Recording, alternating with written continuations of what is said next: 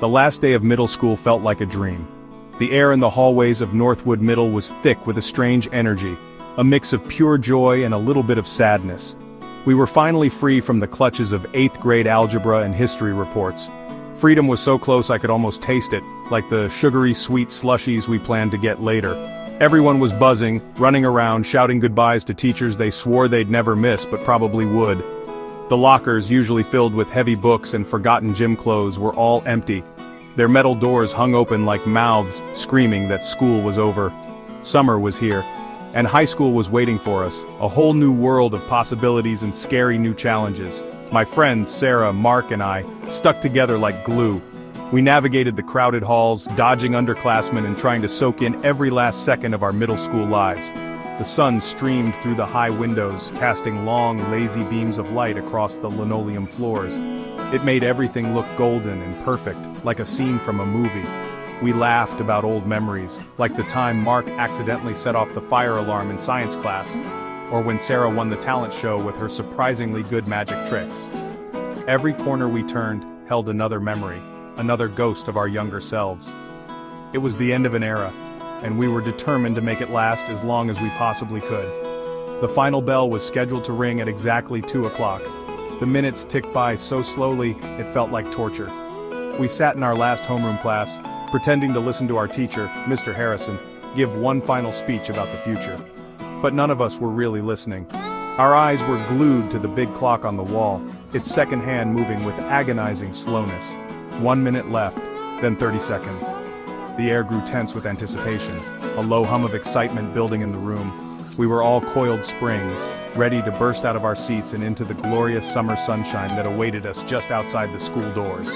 When the bell finally shrieked, it was like an explosion.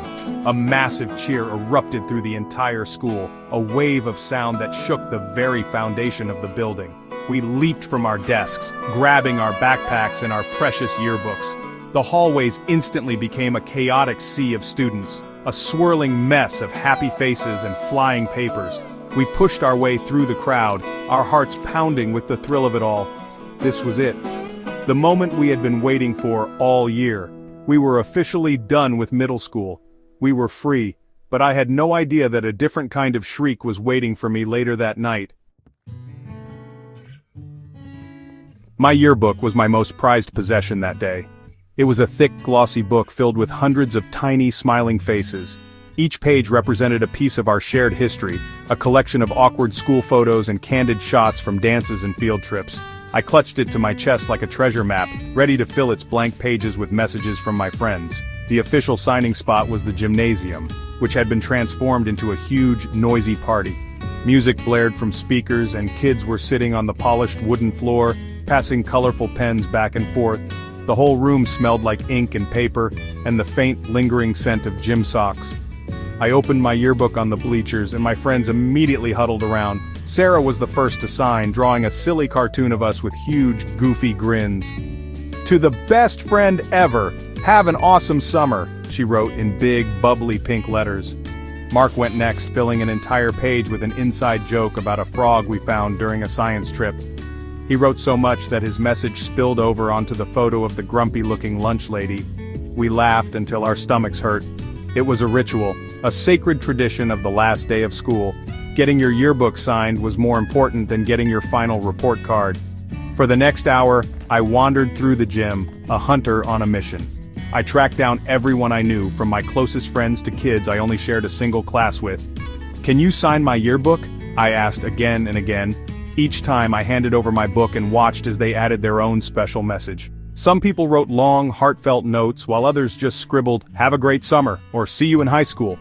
I even got a signature from my science teacher, who drew a detailed diagram of a molecule next to his name. The pages started to fill up, becoming a beautiful mosaic of different handwritings and colorful inks. By the time the gym started to empty out, my yearbook was heavy with memories. I carefully flipped through the pages, a wide smile plastered on my face.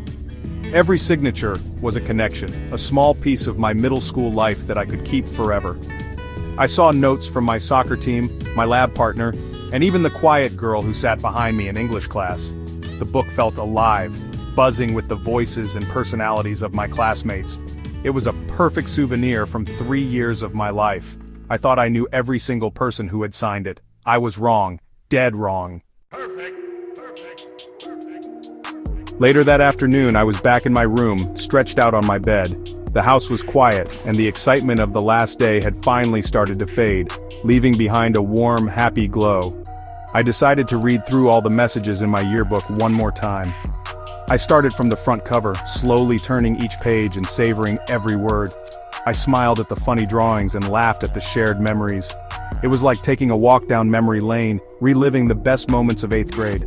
I recognized every loopy G and every spiky T. I knew who wrote "Stay cool" and who wrote "Keep in touch," or so I thought. That's when I saw it. Tucked away in a corner on the page with the clubs and activities photos, there was a signature I didn't recognize. It was written in a strange, spidery handwriting using a thick, black pen that had bled slightly into the paper. The ink was darker than any of the others, almost like a shadow staining the page. It was just one sentence, but it sent a shiver down my spine. "I'll see you soon," it said. And underneath, a name I had never seen before. Leo. I stared at the name, my brow furrowed in confusion. Leo? I didn't know anyone named Leo. I flipped through the student photos, searching for his face. I went through the entire 8th grade section, then the 7th, and even the 6th. There was no Leo, not a single one. I checked the spelling, thinking maybe I was reading it wrong. But it was clear as day, Leo. I tried to remember every face from the crowded hallways, every student from every assembly. The name meant nothing to me. It was a complete blank. Who was this person? And how did he sign my yearbook without me noticing? I must have handed my book to dozens of people. Maybe someone signed it as a joke? But the message wasn't funny. It was creepy. "I'll see you soon." It sounded more like a threat than a friendly farewell. A strange feeling washed over me, a cold knot tightening in my stomach. The happy glow from earlier was gone, replaced by a growing sense of unease. I closed the yearbook, but I couldn't get the image of that dark, spidery signature out of my head. It felt out of place, like a dark secret hidden among all the happy memories. I tried to brush it off. It was probably just a silly prank. A friend of a friend, maybe. But the words echoed in my mind over and over again. "I'll see you soon." I had a horrible feeling that this wasn't just a prank. And I was about to find out just how soon really was. That night, Sarah and Mark came over for our traditional end-of-school sleepover. We hauled sleeping bags, pillows, and a mountain of junk food down to my basement. My basement was our favorite hangout spot. It was huge and mostly unfinished, with concrete walls and exposed pipes overhead. We had an old, comfy couch, a big television, and a collection of video games. We set up our sleeping bags in a circle on the worn-out rug, ready for a night of movies, games, and talking until sunrise. The creepy signature was still nagging at the back of my mind, but I didn't want to ruin the fun.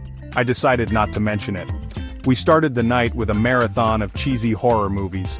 We screamed at all the jump scares and laughed at the terrible special effects. After the third movie, we switched to video games, battling each other in a noisy racing game until our thumbs were sore. We ate so much pizza and popcorn that we all felt a little sick, but we didn't care. This was our celebration. The basement was filled with laughter and the sounds of explosions from the TV. It felt safe and cozy, a private little world where nothing bad could happen. We were protected from the outside world, surrounded by friends and a fortress of pizza boxes. As it got later, we turned off the TV and just talked. We stayed up late, reminiscing about middle school and making big, exciting plans for the summer. Mark wanted to build a go-kart, and Sarah was going to volunteer at the local animal shelter. We talked about high school, feeling a mix of excitement and nervousness. It was one of those perfect moments with friends, where you feel like you could talk forever. The only light came from a single lamp in the corner, casting long, dancing shadows on the concrete walls. The house above us was dark and silent. My parents had gone to bed hours ago. It was just us. Eventually, our conversation started to wind down. Yawning, we burrowed into our sleeping bags. Mark was the first to fall asleep, his soft snores filling the quiet room. Sarah was close behind, her breathing becoming slow and steady.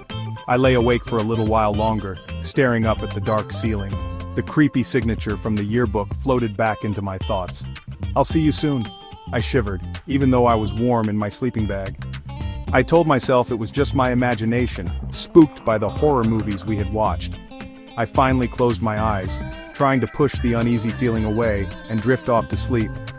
Little did I know the real horror was just about to begin. I must have fallen asleep because the next thing I knew, a sound jolted me awake. It was a soft, rhythmic tapping. Tap, tap, tap. I opened my eyes, my heart suddenly pounding in my chest. The basement was pitch black except for the faint green glow of the alarm clock on the TV stand. It read 2:17 a.m. I held my breath, listening. Mark and Sarah were still sound asleep. The tapping came again, a little louder this time. Tap, tap, tap. It was coming from the basement door, the one that led outside to the backyard. My blood ran cold. Who would be knocking on our basement door in the middle of the night? I sat up slowly, my sleeping bag rustling loudly in the silence.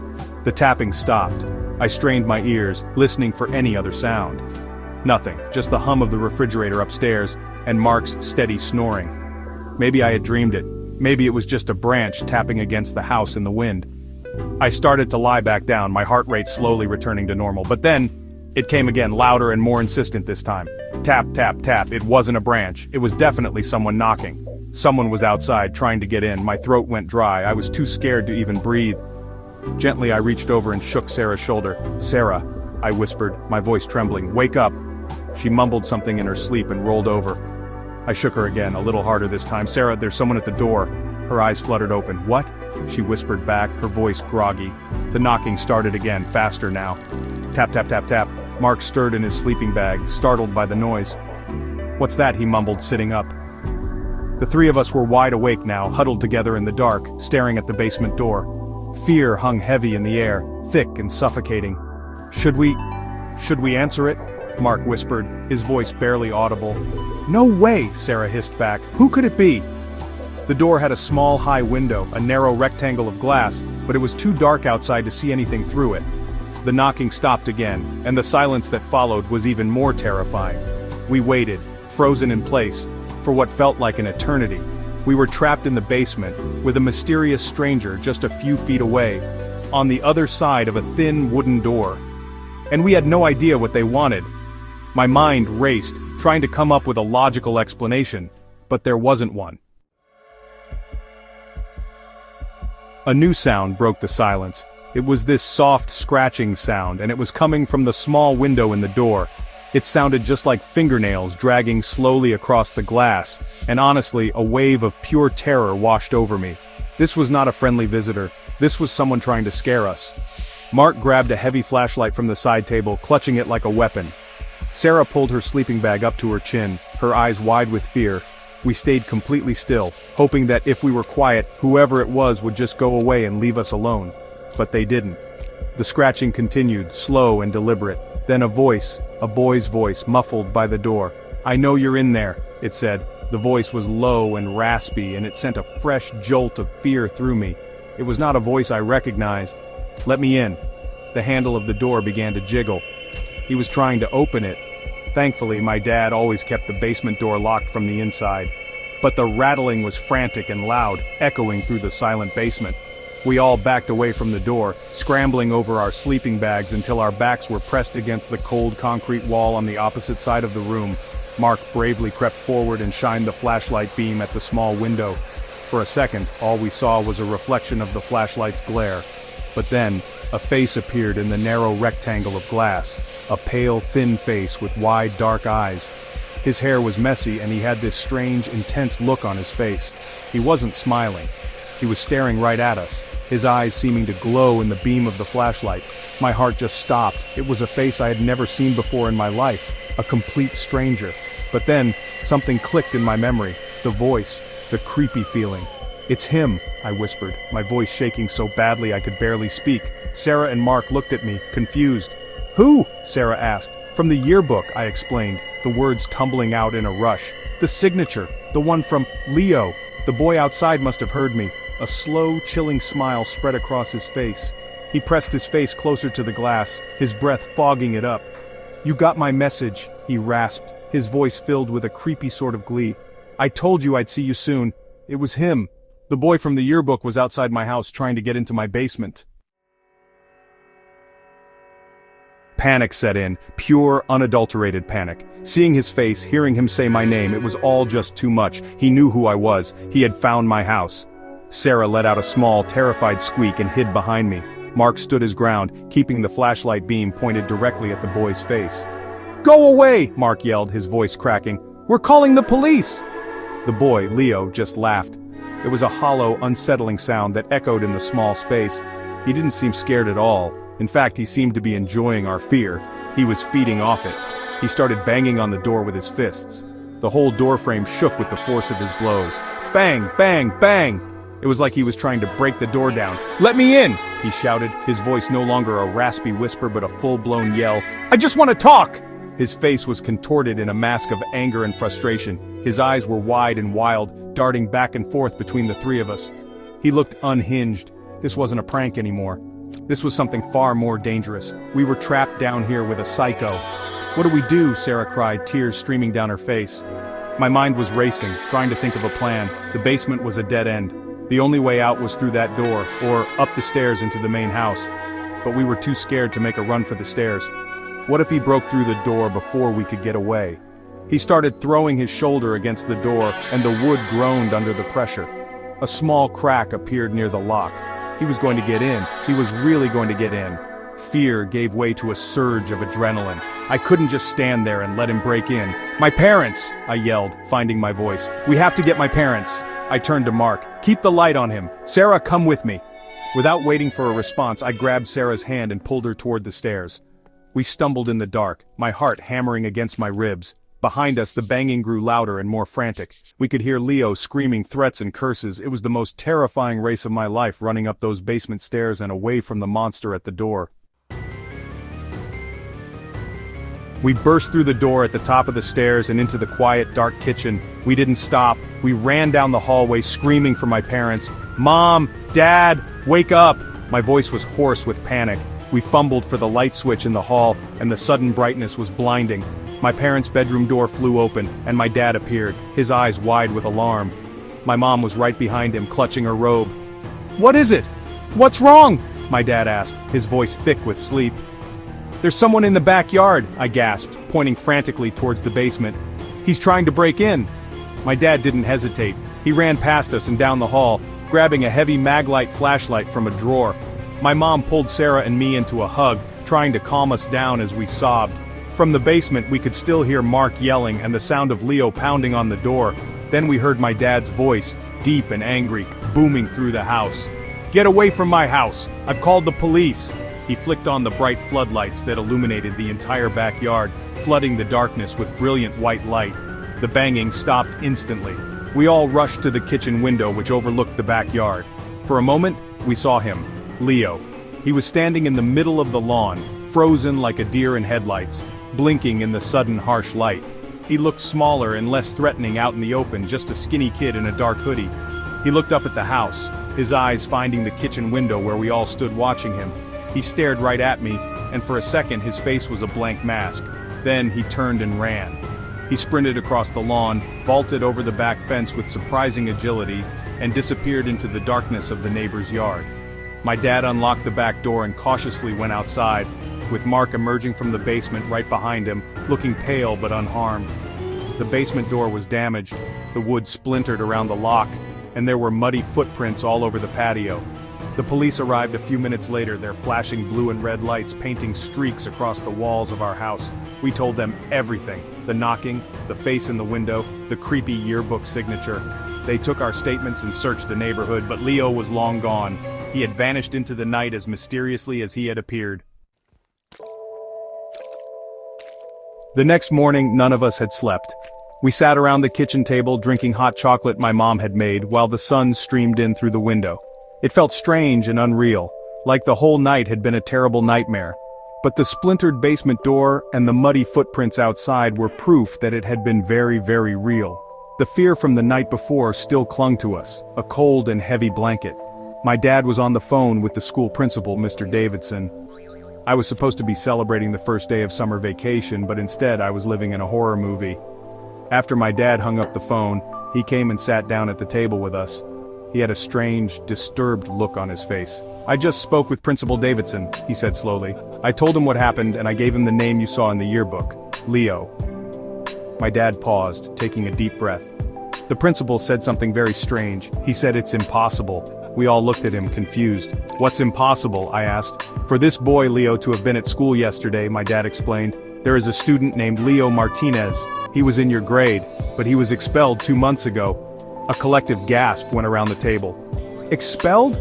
Why was he expelled? Sarah asked, her voice a whisper. The principal wouldn't give me all the details, my dad said, but he said it was for aggressive and disturbing behavior. There were several incidents. Apparently he was a very troubled kid. He wasn't allowed on school property. There's a restraining order. He absolutely should not have been there yesterday, and he definitely shouldn't have been able to get near the yearbooks. A chilling realization dawned on me. Leo wasn't just some random prankster. He was a ghost of Northwood Middle, haunting the halls he was banished from. The mystery only deepened. How did he get into the school? How did he find my yearbook among hundreds of others? Why did he choose me? The questions swirled in my head with no answers. He had slipped through the cracks, a phantom moving unseen through the joyful chaos of the last day. The creepy signature wasn't just a message, it was a promise from someone who lived in the shadows. The thought that he had been there, watching, singling me out made my skin crawl. The fear I felt wasn't just about the scary kid at my door, it was the fear of the unknown, of a danger I never even saw coming. The summer I had been so excited for was now tainted with a dark, lingering dread.